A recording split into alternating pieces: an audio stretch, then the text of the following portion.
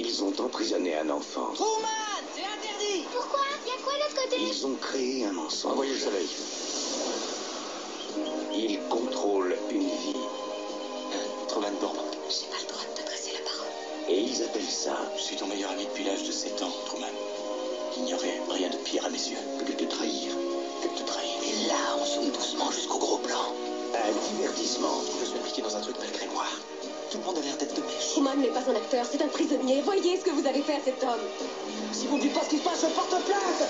Paramount Pictures présente le nouveau film de Peter Weir, le réalisateur de Witness et du Cercle des poètes disparus. Il s'est cassé.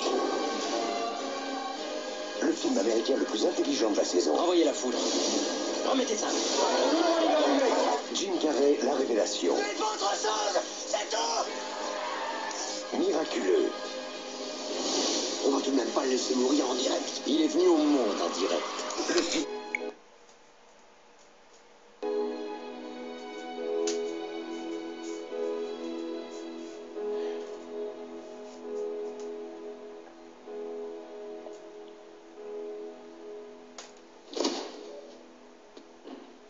Truman. Tu peux parler. Je t'entends.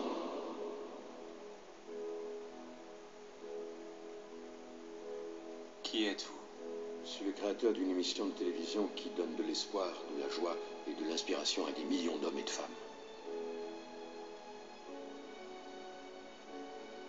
Et moi? Tu es le héros.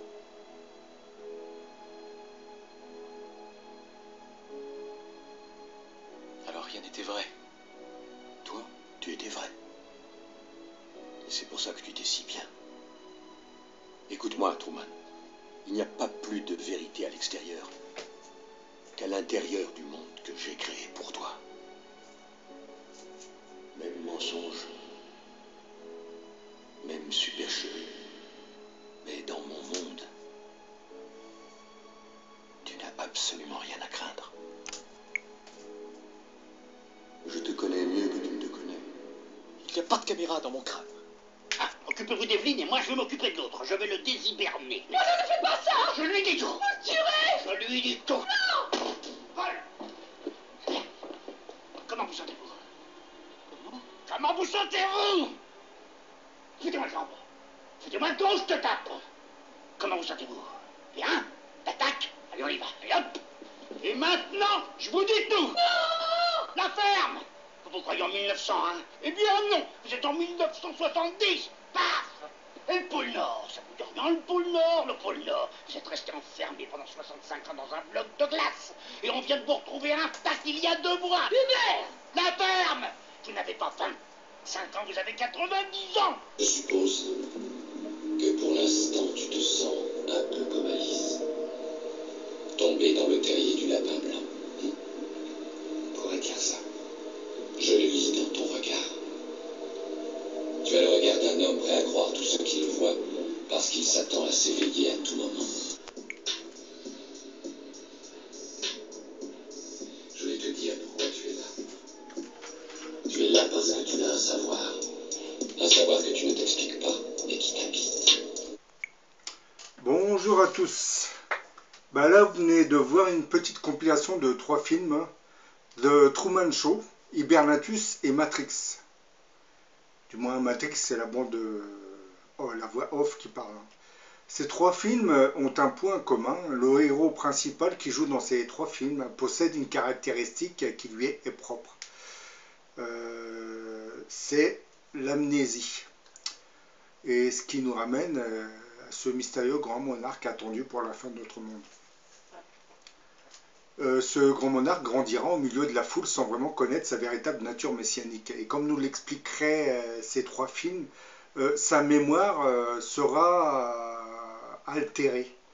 C'est-à-dire que certains de ses souvenirs seront effacés de sa mémoire, hein, temporairement bien entendu, hein, mais ils ressurgiront progressivement lorsqu'il se rapprochera lorsqu'il commencera sa mission salvatrice du monde.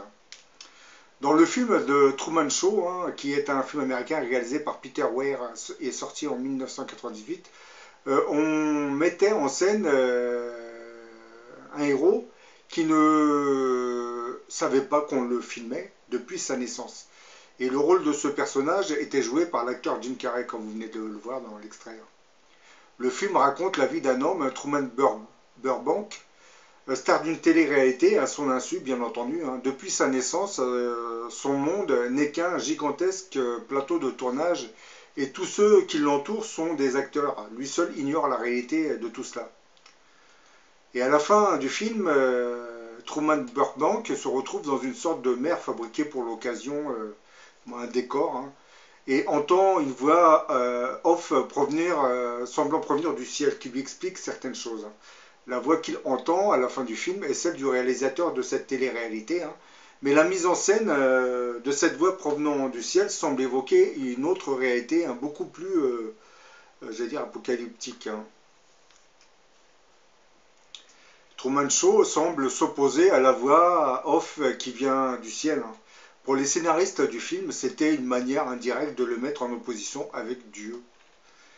Dans le scénario de Truman Show, tout comme celui de Matrix, les réalisateurs semblent s'amuser à mettre en opposition Dieu et son programme qui sera, comme vous le savez, celui du grand monarque. Est-ce vraiment la volonté d'une empreinte diabolique qui se glisserait ainsi dans le scénario de certains films qui évoqueraient indirectement ce mystérieux grand monarque? Le film de Truman Show était en fait un clin d'œil qui était envoyé à ce mystérieux grand monarque qui, comme vous l'ignorez pour l'instant, grandira au milieu de la foule sans vraiment connaître sa véritable nature messianique. Et tout comme le film Truman Show, tout le monde connaîtra cette nature messianique de cette personne, de ce mystérieux grand monarque, sauf l'intéressé lui-même, qui probablement subira une altération de sa mémoire, de la mémoire. Je pense que l'équipe qui l'accompagnera durant son enfance et son adolescence sera contrainte d'intervenir à plusieurs reprises pour lui effacer certains souvenirs tragiques. Parce que bon, on l'ignore, mais il y a de fortes probabilités pour que le diable l'attaque à plusieurs reprises. Parce que le diable, sachant que son heure est comptée, donc il va essayer de perturber, du moins de saboter ce programme divin en s'attaquant à cette personne et en brouillant les cartes.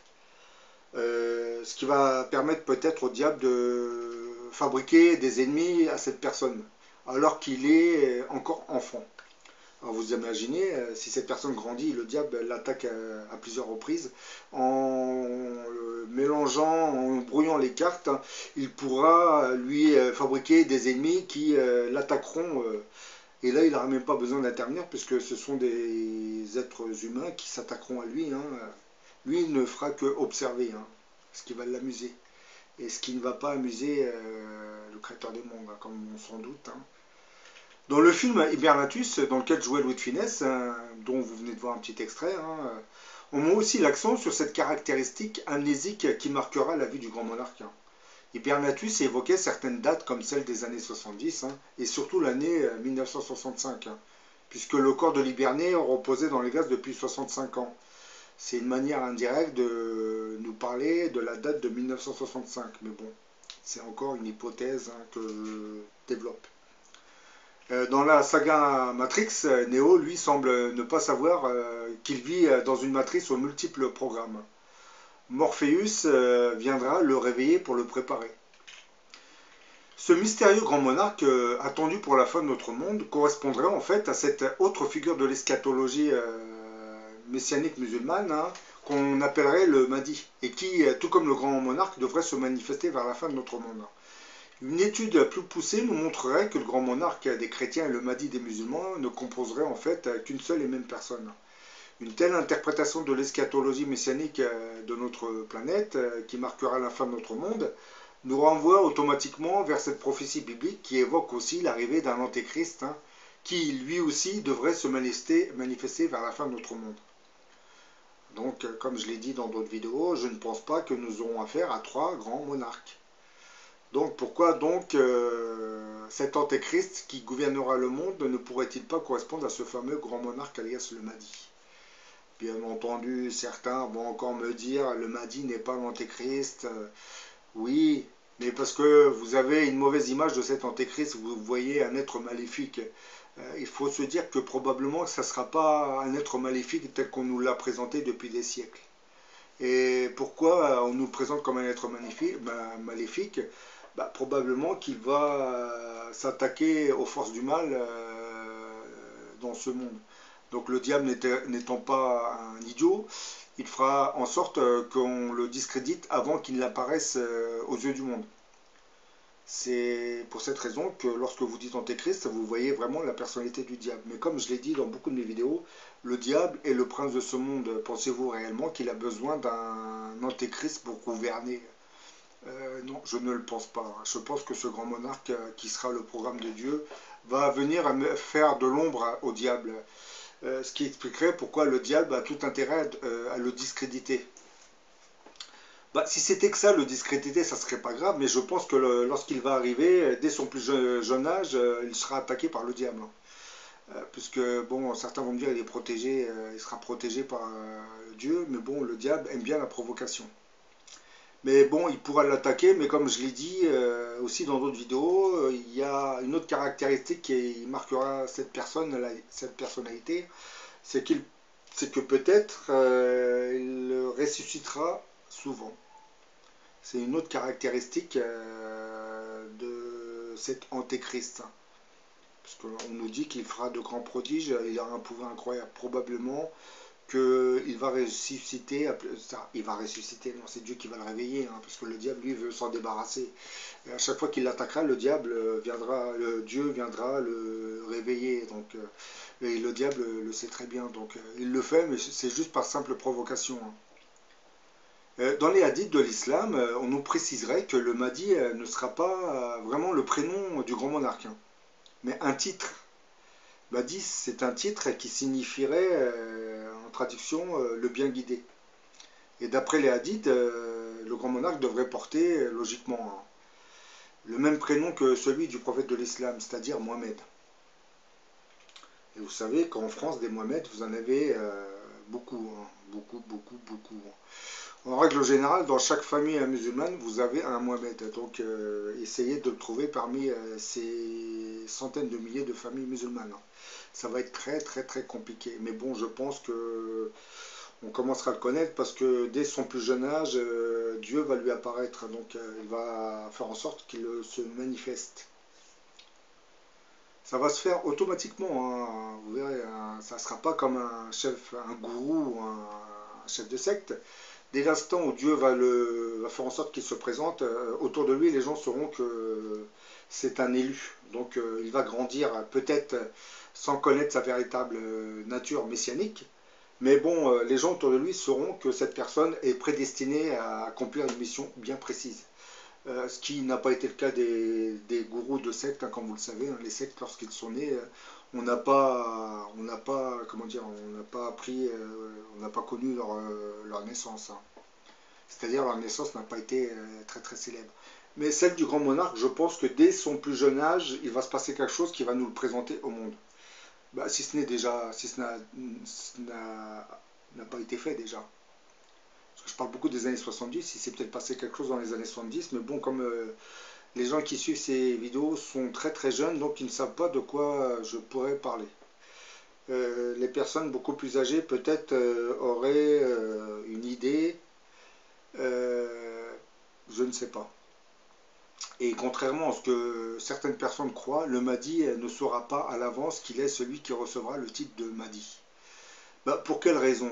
Parce que je pense que ce grand monarque, s'il sera attaqué comme je le pense à plusieurs reprises par le diable, automatiquement sera encadré par une équipe qui va venir lui effacer le souvenir de l'attaque. C'est-à-dire, par exemple, si, admettons, un mardi, il se fait attaquer par le diable, logiquement, une heure après, on va venir lui effacer la mémoire. Le lendemain, vous pourrez lui parler, mais il ne va plus se souvenir de ce qui s'est passé la veille. Et ainsi de suite. Je pense qu'à plusieurs reprises. Donc, les gens autour de lui sauront, mais lui, il va grandir dans une ignorance totale. Il va grandir en ne sachant pas ce qui se passe réellement, tout en se doutant de quelque chose, parce que les gens, peut-être, l'observeront étrangement. Et le prophète aurait dit au sujet de ce Mahdi hein, que Dieu le rendra apte en une nuit. Et oui, c'est ça le mystère. Hein. Dieu va le rendre apte en une nuit. Mais ça ne sera pas quand il sera jeune. Je pense que quand il aura atteint un certain âge et une certaine maturité, Dieu, qui a probablement lui a déjà rendu visite, probablement, hein, reviendra peut-être par l'intermédiaire d'un ange, il va se manifester à lui par l'intermédiaire d'un ange, qui lui va le réveiller de son sommeil hypnotique. Et à partir de cet instant, ben, il va commencer à, pas gouverner, parce que ça ne va pas se faire tout de suite, hein. Il va commencer à se manifester de plus en plus. Vous commencerez à le remarquer assez rapidement. Parce que, comme je l'ai dit, peut-être qu'il est déjà connu et que les gens attendent qu'il se manifeste à nouveau. Ce qui s'est passé depuis son plus jeune âge, peut-être que lui-même a dit de ne pas l'approcher avant une certaine date.